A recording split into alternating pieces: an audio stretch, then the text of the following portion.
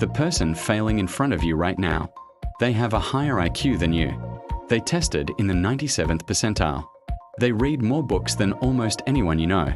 They can dissect a problem with the precision of a surgeon and explain it back to you in 3 different ways, each more elegant than the last. And yet, they haven't finished anything meaningful in 4 years. Here's what nobody tells you about intelligence. At a certain level, it stops being an asset, and quietly, invisibly, begins to eat you alive. This isn't about people who aren't smart enough. This is about people who are too smart, and what their own minds are doing to them without them ever realizing it. Stay with me, because if you've ever felt like your brain is working against you, this is going to explain everything. We've been sold a story our entire lives. Intelligence equals success. High IQ equals high output.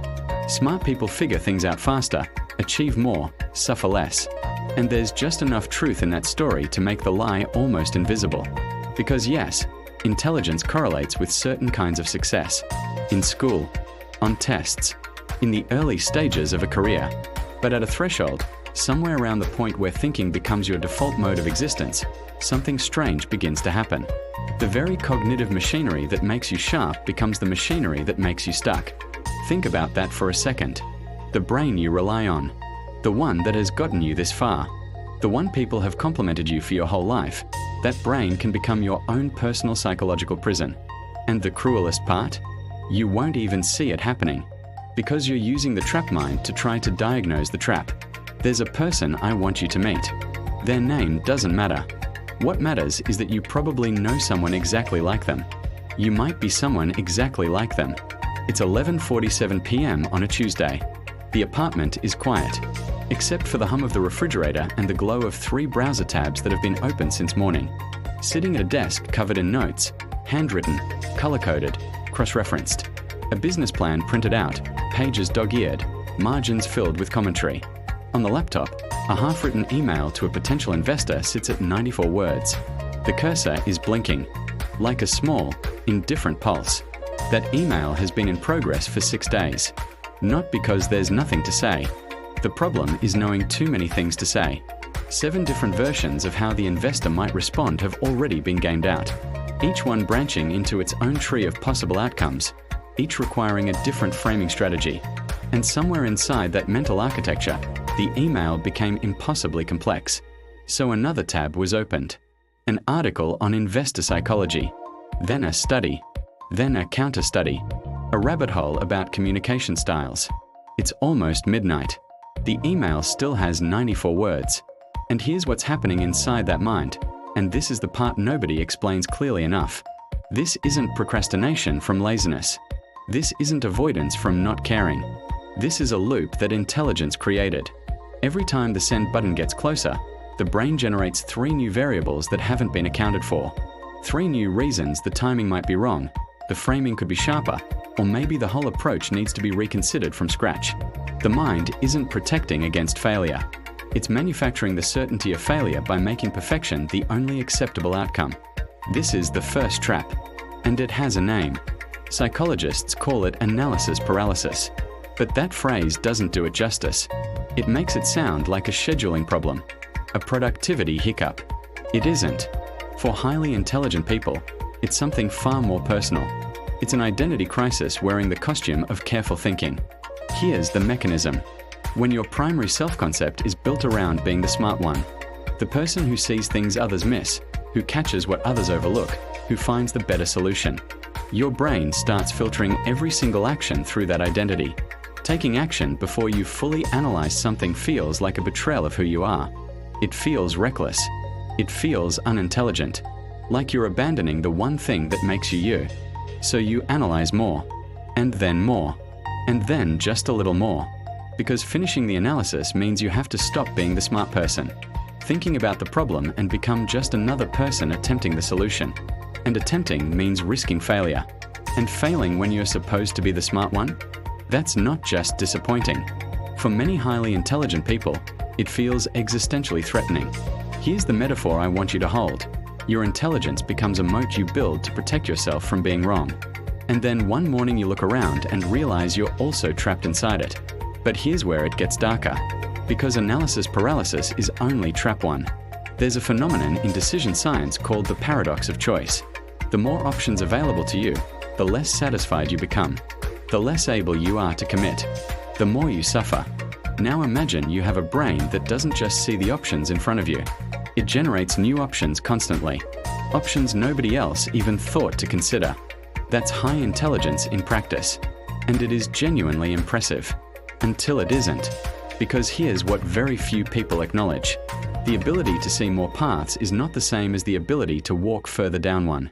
Smart people often have what you might call cognitive abundance, a relentless creativity that keeps producing alternatives, a new career path, a better approach to the project, a smarter business model, a different relationship structure. And every time they get close to committing fully to one direction, the brain serves up something new, something shinier, something that feels more optimal.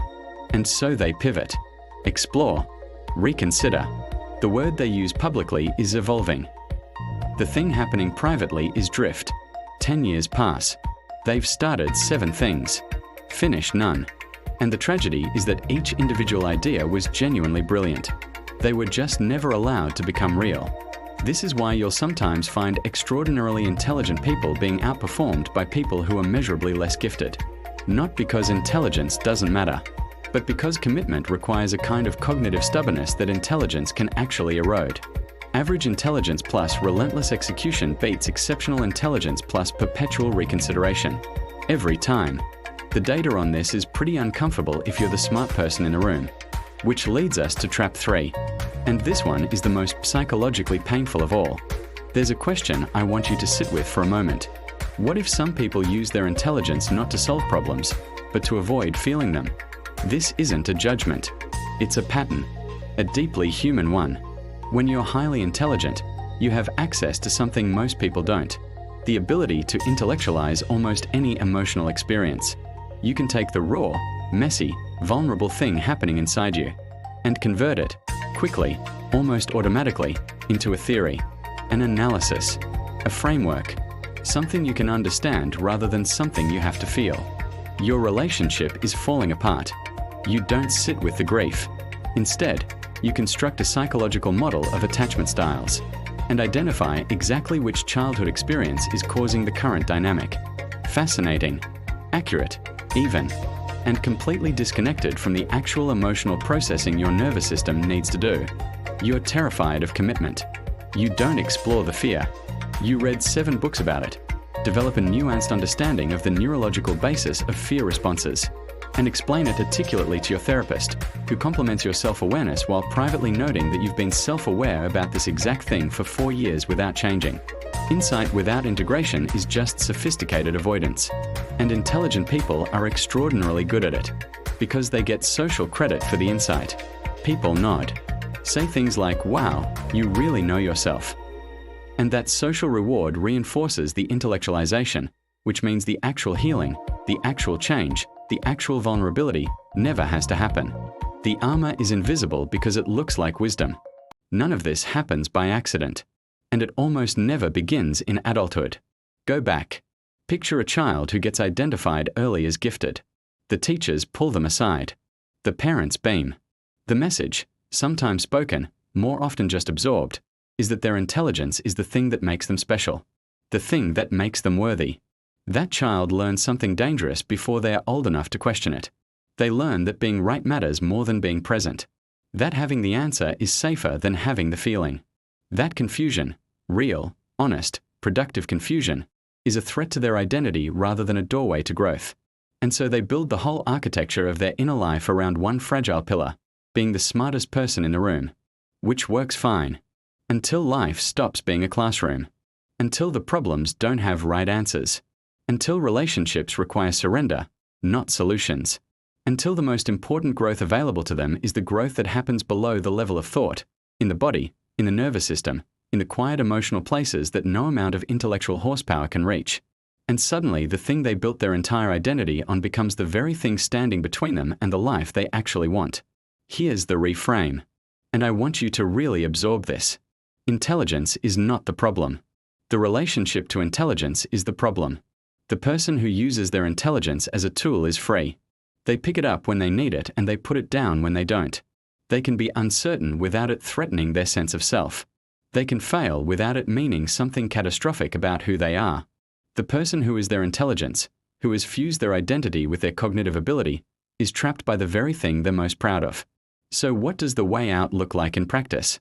It starts with tolerating incompleteness, deliberately acting before the analysis is finished. Not because preparation doesn't matter, but because the discomfort of moving imperfectly is the specific muscle that intelligent people have systematically avoided building. And like any underdeveloped muscle, it only gets stronger through use. It means learning the difference between thinking about an emotion and actually processing it. Sitting in the uncomfortable place. Letting it move through you without immediately converting it into theory. This is not soft advice. Research on emotional processing is unambiguous. Avoided emotions don't dissolve. They accumulate. They express themselves sideways, as anxiety, as relational unavailability, as the vague sense that something important is always just slightly out of reach. And perhaps most importantly, it means building an identity that isn't contingent on being right. An identity rooted instead in something more durable, curiosity without attachment to the outcome. The willingness to be wrong publicly and survive it. Some of the most effective people you'll ever study aren't the most intelligent. They're the most integrated. Their thinking and their feeling work together, rather than one constantly overriding the other. They can think clearly and act decisively and stay emotionally present, not in sequence, but simultaneously. That integration is the actual superpower. And intelligence, when it's a tool rather than an identity, is one of the things that makes it possible. Back to that apartment in Chicago. Back to the 94-word email. Imagine the cursor blinks one more time. And instead of opening a new tab, instead of generating one more optimization, something different happens. The email gets sent. Imperfect. Not fully thought through. Maybe not even the best version. But sent. And nothing terrible happens. The investor responds. The conversation begins. The idea that lived only inside an exceptionally capable mind for 4 years starts, slowly, messily, imperfectly, to become real. That moment isn't a failure of intelligence. It's the first moment intelligence finally got out of the way. The trap was never being too smart. The trap was believing that being smart was the whole point. Intelligence is a vehicle. A remarkable one. But you cannot live inside a vehicle and call it a destination. At some point, you have to get out and walk into the actual territory. Uncertain terrain, incomplete maps, no guarantee of outcome. And that is where the most intelligent thing you can do is simply go. Because the version of you that acts imperfectly and learns from it will always outgrow the version of you that thinks perfectly and stays still. That's not an argument against intelligence. It's the most intelligent argument I know. If this hit something real for you, something you felt but never quite had the words for, drop it in the comments. I read them. And if you know someone who needs to hear this, sending it to them might be the most useful thing you do today. There's more like this coming. Subscribe if you want to be there when it does.